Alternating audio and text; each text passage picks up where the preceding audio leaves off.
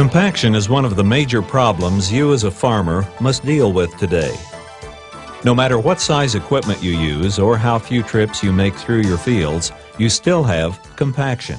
Soil compaction is a common problem that we find in most fields across the Corn Belt. Compaction is really the forcing together of loose soil particles. It can be found in most any cornfield, and we have an example here of just simply soil particles crushed together. Right in this area, this is a layer of crushed soil particles done by the wheels on the tractor or the combine. An easy way to find soil compaction is to simply dig a little hole and use something like a common pocket knife and put that into the side of the soil and pull up on it until that knife blade stops in the soil. And this will show you where that compacted layer begins. In this case, this is caused by different tillage practices in this soil. And we have a layer of compacted soil all across here. In this area, we can see the bottom of the compacted layer. We can't always see that in all soils. Reduced yields, ponding, soil erosion, and poor root systems all result from soil particles being packed too closely together to allow air and water to pass through. The only sure cure for this problem is to break up the soil by deep tillage on a regular basis. The M&W EarthMaster conservation tillage system uses a combination of two tools to reduce compaction and improve soil tilth.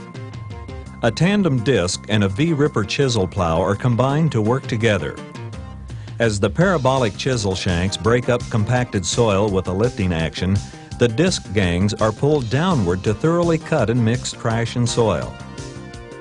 The EarthMaster disc blades are spaced 15 inches apart so trash can easily pass through. The rear gangs are positioned so blades cut between the front gang blades and trash is cut every 7.5 inches.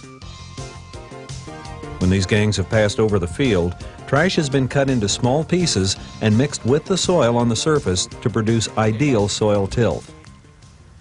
The shanks of the EarthMaster have penetrated just below the layer of compaction. So this allows for the plant root system and water to move down to where it can be stored in the subsoil. Running the shank down here 14, 15 inches deep is of no value unless that's where the bottom of the compacted layer is. We stopped here at 12 inches, which was just below the layer of compaction. We really don't want to disturb this well-structured subsoil that can really store a lot of water and allow the root system to grow deeply.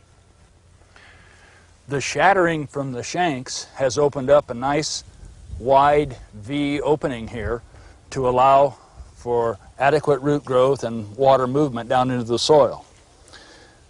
The shattering has loosened up large blocks of soil here so that water can get in behind here, and during the course of the winter, freezing and thawing can even break up a little more soil and allow greater growth of the root system for the next year's crop.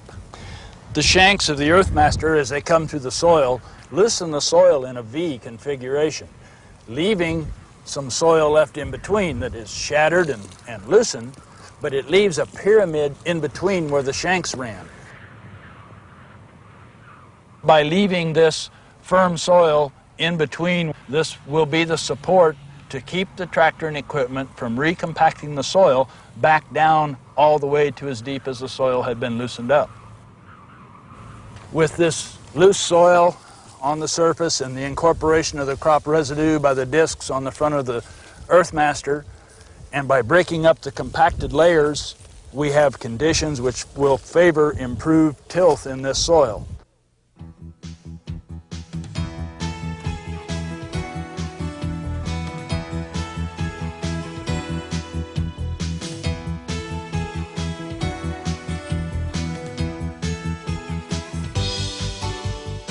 The M&W EarthMaster